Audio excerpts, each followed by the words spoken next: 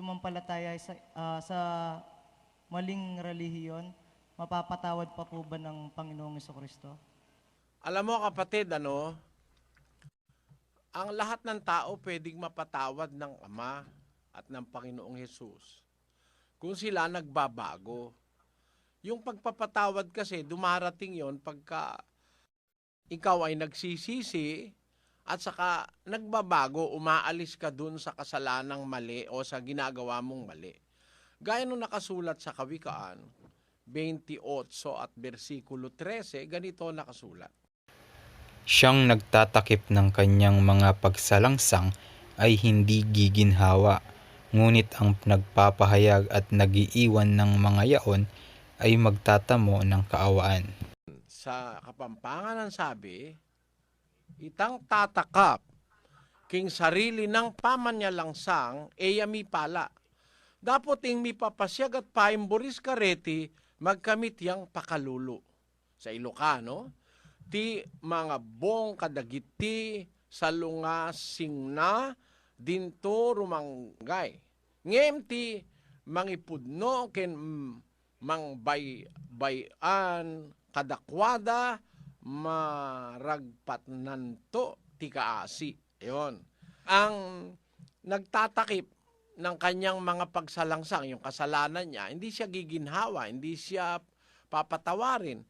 Pero yung nagpapahayag tapos nag-iiwan, lalakwan meita, muli sabihan, lakwan meitang mali, mi kaya tingkang pakalulo. Magtatamu ka ng kaawaan. Pag iiwanan mo yung mali. Kaya yung mga pagsamba sa Diyos-Diyosan, pag iniwanan mo yon, mapapatawad ka ng Diyos. Ganito ang sinasabi sa 6 at 16 ng 2 Korinto.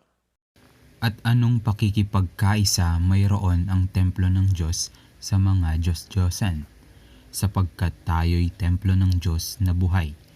Gaya ng sabi ng Diyos, mananahan ako sa kanila, at lalakad ako sa kanila, at ako'y magiging kanilang Diyos, at sila'y magiging aking bayan.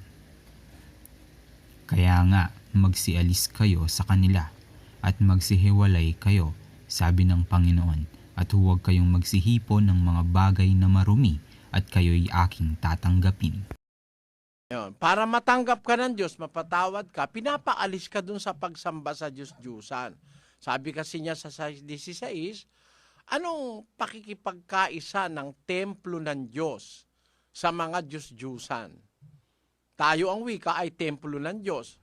Gaya ng sabi ng Diyos, mananahan ako sa kanila, lalakad ako sa kanila, ako kanilang magiging Diyos at sila'y magiging aking bayan. Kaya magsialis kayo sa kanila, sabi niya, aalis ka sa Diyos-Diyusan para mapatawad ka ng Diyos at matanggap ka. Sa Kapampangan, sabi diyan, nano yung pamakisan metong nanin templo ng Diyos karing idolos. Uling itamo, pisamba nakatamo ng Diyos sa mabye. Antimo yung sinabi na ng Diyos, manuknangan ko karela at lumakad ko karela. At ako yung karelang maging Diyos at ilayin kakong maging balayan. King uli naniti, mako kayo karela at kalilwa kayo nga naning Gino. At eko tatagkil karing bagay amarinat at ako tanggapan da kayo. So, Pachelikwan may itang maling kasalpantayan, ang tanggapan na kaning Diyos. Patawaran na yung agawa mong kasalanan. At maging dapat ka kaya karas na ning pamanukom. Magiging dapat ka sa paghuhukom kung aalis ka sa mali. Pero kung mananatili ka sa mali at doon ka sa pagsamba sa Diyos-Diyusan, pagdating ng paghuhukom, dinatnang kang nasa mali, maiimpyerno ka kapatid. Pakinggan mo sa 14:9 hanggang 11 ng Apokalipsis. At ang ibang anghel, ang pangatlo, ay sumunod sa kanila na nagsasabi ng malakas na tinig, kung ang sino man ay sumasamba sa hayop at sa kanyang larawan at tumatanggap ng tanda sa kanyang noo o sa kanyang kamay, ay iinom din naman siya ng alak ng kagalitan ng Diyos na nahahandang walang halo sa inuman ng kanyang kagalitan, at siya'y pahihirapan ng apoy at asupre sa harapan ng mga banal na anghel at sa harapan ng kordero. At ang usok ng hirap nila ay napaiilang lang magpakailan-kailanman, at sila'y walang kapahingahan araw at gabi. Silang mga nagsisisamba sa hayop at sa kanyang larawan at sino mang tumatanggap ng tanda ng kaniyang pangalan. Yan. O, patse kami koken, pag hindi ka umalis dyan sa pagsamba sa Diyos-Diyusan, ay paparusahan ka ng Diyos ng parusang walang hanggan. Yun ang sagot sa tanong mo, kapatid. Pero kung gusto mo ng kumpletong sagot, itanong mo.